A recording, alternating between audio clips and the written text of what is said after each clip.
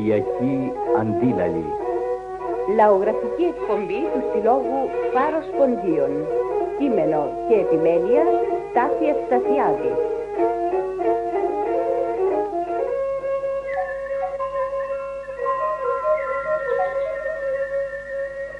Αντίλαλη.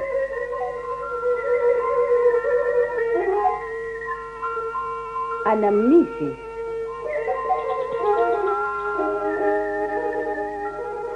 Νοσταλγίες. Καημοί.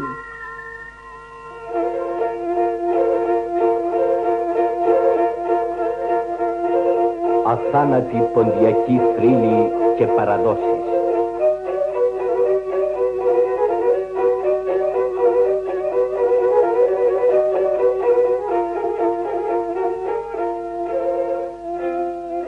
Στην περιοχή Τόνιας του Πόντου είναι αφιερωμένη η σημερινή μας εκπομπή.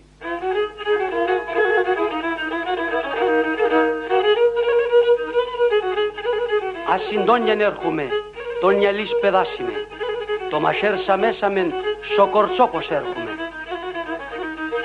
Από την Τόνια έρχομαι, το νιαλής Λεβέντης είμαι. Αρματωμένο παλικάρι ξεκινώ για την κόρη σου, τραγουδά ο λαϊκός ποιητής της Τόνιας, απευθυνόμενος προς τη μέλουσα πεθερά του. Αλλά οι τονιαλίδες δεν επιδεικνύουν την παλικαριά τους μονάχα όταν πρόκειται για τον έρωτα, μα και σε άλλες ενέργειές τους. Έχουν μια ιδιαίτερη πίστη στην παράδοση της γενιάς τους και ακολούθησαν μια ξεχωριστή πορεία στο διάβα των αιώνων.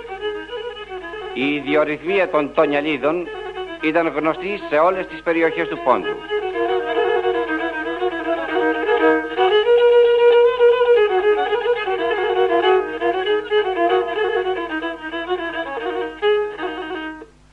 Οι κάτοικοι της Τόνιας δεν ξεριζώθηκαν από τις εστίες τους το 1922.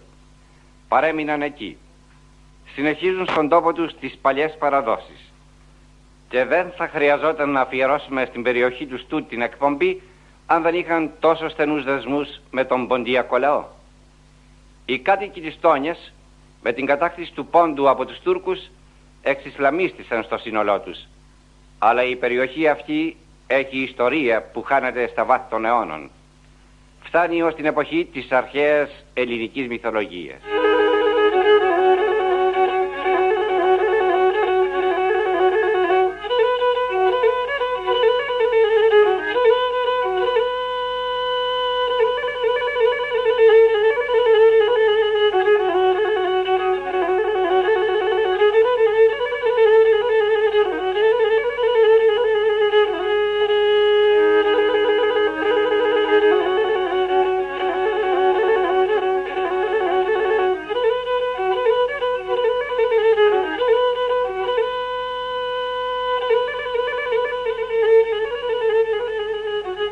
Τα χωριά της Τόνιας βρίσκονται κοντά στα παράλια του Ευξήνου Πόντου, μερικά από αυτά σε αρκετή απόσταση από τη θάλασσα, μεταξύ πλατάνων και χαρσιώτου ποταμού.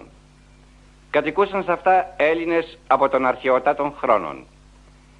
Υπάρχει η παράδοση ότι ο Ορέστης με τον Πιλάδη, πριν φτάσουν στην Ταυρίδα που βρίσκεται στην απέναντι πλευρά των παραλίων του Ευξήνου Πόντου, πέρασαν από την περιοχή Τόνιας, όπου βρήκαν θερμή φιλοξενία κοντά στα βασιλιά του τόπου.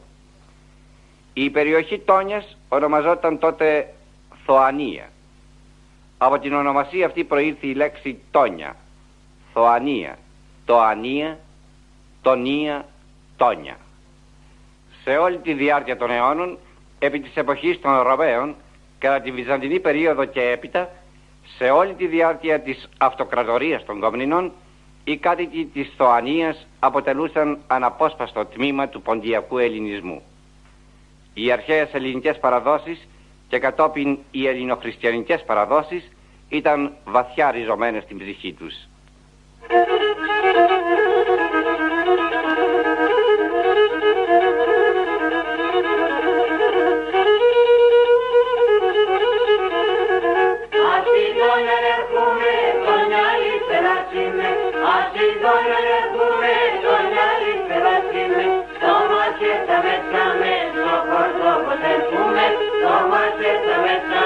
Come κορτσόπος έρχομαι, αλάτα, αρχικά, το καπούλο πισκέκα, τύποπα, την ανέξα, να λέλεβα δεν εγώ.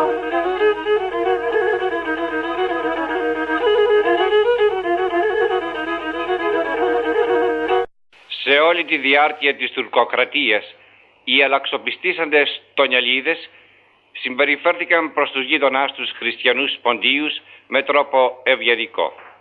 Ουδέποτε παρασύρθηκαν σε βίαιες ενέργειες εναντίον του χριστιανικού πληθυσμού. Δεν ξεχνούσαν ποτέ οι τονιαλίδες την ελληνική καταγωγή τους. Ακόμη και σήμερα μιλούν και την ποντιακή διάλεκτο, διατηρούν ποντιακά ήθη και έθιμα, τη λύρα και τους ποντιακούς χορούς, ιδιαίτερα τον σέρα χορό, καθώς και τα τραγούδια. Όταν ένας πόντιος περνούσε από την περιοχή Τόνιας, οι κάτοικοι τον υποδέχονταν σαν συμπατριώτη τους. Τον φιλοξενούσαν με ιδιαίτερη ευχαρίστηση. Μιλούσαν μαζί του για τις παλιές ιστορίες, τους ελληνικούς θρύλους κτλ. Μονάχα όταν η συζήτηση οδηγούσε στο ζήτημα της θρησκείας, ο Τόνιαλης παρακαλούσε τον χριστιανό συνομιλητή του να αλλάξουν θέμα. Τόσο τον έκανε να υποφέρει η συζήτηση αυτή.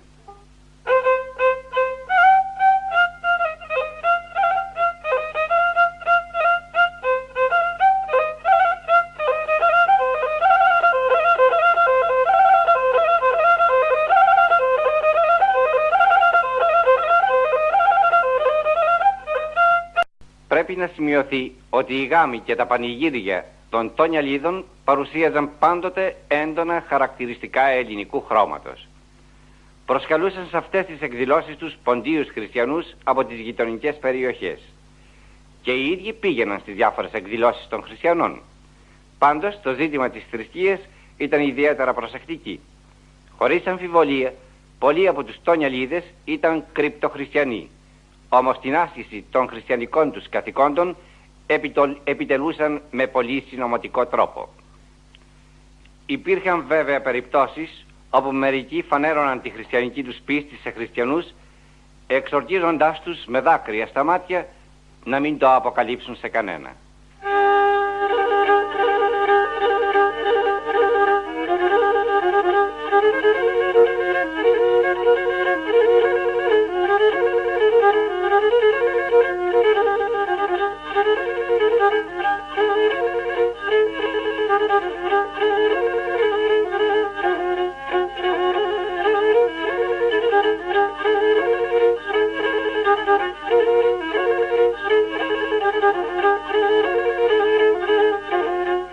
Στους εθνικούς και κοινωνικούς αγώνες των ποντίων, οι Έλληνες κάτοικοι της μεταξύ Τρυπόλεως και Πλατάνων περιοχής προσέφεραν πολυτιμότατες υπηρεσίες. Στάθηκαν αγέροχοι και υπερήφανοι. Όμως ήρθαν καιροί χαλεποί. Η μανία του αλόθρησκου κατακτητή ξέσπασε στην περιοχή τους με ιδιαίτερο πάθος. Οι Τονιαλίδες ή έπρεπε να γίνουν ολοκαύτωμα στο σύνολό τους ή να υποταγούν στο θέλημα του σκληρού αφέντη. Προτίμησαν το δεύτερο με βαριά καρδιά, όπως συνέβη και με άλλες περιοχές του Πόντου, παραδείγματος χάριν, το Σταυρίν, την περιοχή Όφεως κτλ.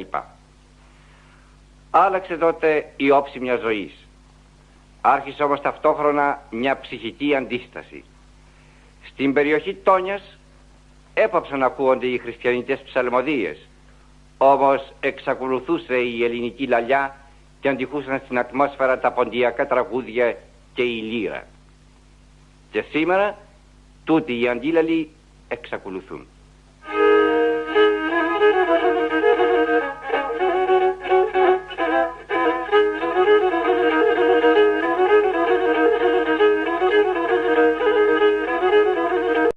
Σε όλη τη διάρκεια της τουρκοκρατίας, οι αλλαξοπιστήσαντες τονιαλίδες συμπεριφέρθηκαν προς τους γείτονάς τους χριστιανούς ποντίους με τρόπο ευγενικό. Ουδέποτε παρασύρθηκαν σε βίαιες ενέργειες εναντίον του χριστιανικού πληθυσμού. Δεν ξεχνούσαν ποτέ οι τονιαλίδες την ελληνική καταγωγή τους. Ακόμη και σήμερα μιλούν και την ποντιακή διάλεκτο, διατηρούν ποντιακά ήθη και έθιμα, τη λύρα και τους ποντιακούς χορούς, ιδιαίτερα τον σέρα χορό, καθώς και τα τραγούδια. Όταν ήρθε η ώρα του ξεριζωμού, Η ψυχική δοκιμασία πολλών των Ιαλίδων ήταν μεγάλη. Πολλοί ήθελαν να αποκαλυφθούν και να ακολουθήσουν τις χιλιάδες των ποντίων που ξεκίνησαν για την Ελλάδα. Αλλά τους εκυρίευε φόβος μεγάλος μήπως πληρώσουν ακριβά τούτη την αποκάλυψή τους. Ήταν άλλωστε οι συνθήκες της τραγικής ώρας του ξεριζωμού δύσκολες. Δεν υπήρχαν ασφαλείς εγγυήσεις ότι θα προστατευτούν οι κατά αυτόν τον τρόπο αποκαλυπτόμενοι χριστιανοί. Ήταν εποχή που οι υψηλές αξίες της ζωής, παραδείγματος χάριν ανεξιθρησκεία, ελευθερία κτλ., βασικές αρχές του ανθρωπισμού και της ηθικής, εποδοπατούντο. Έτσι η ψυχή πολλών των Ιαλίδων παρέμεινε φαινομενικά υποδολουμένη. Ποιος ξέρει μέχρι πότε θα εξακολουθήσει η εσωτερική αντίστασή της. Επισκέπτες της περιοχής Τόνιας σήμερα βεβαιώνουν ότι αντικρίζει κανείς εκεί πρόσωπα που στη μορφή και την νοοτροπία μοιάζουν καταπληκτικά με τους χριστιανούς ποντίους. Ακούει την ποντιακή διάλεκτο λαλουμένη και την ηχό της λύρας που υπενθυμίζει δοξασμένο παρελθόν.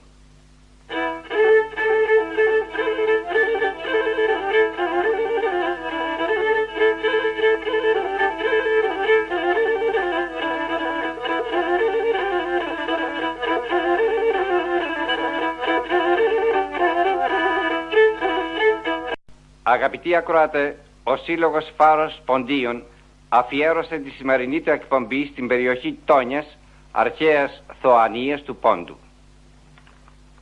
Στη σημερινή μας εκπομπή τραγούδισε ο Χρύσανθος και έπαιξε λύρα ο Γιωργούλης Κουγιουμτζίδης. Κοντά σας και πάλι την ερχόμενη εβδομάδα, την ίδια μέρα και ώρα.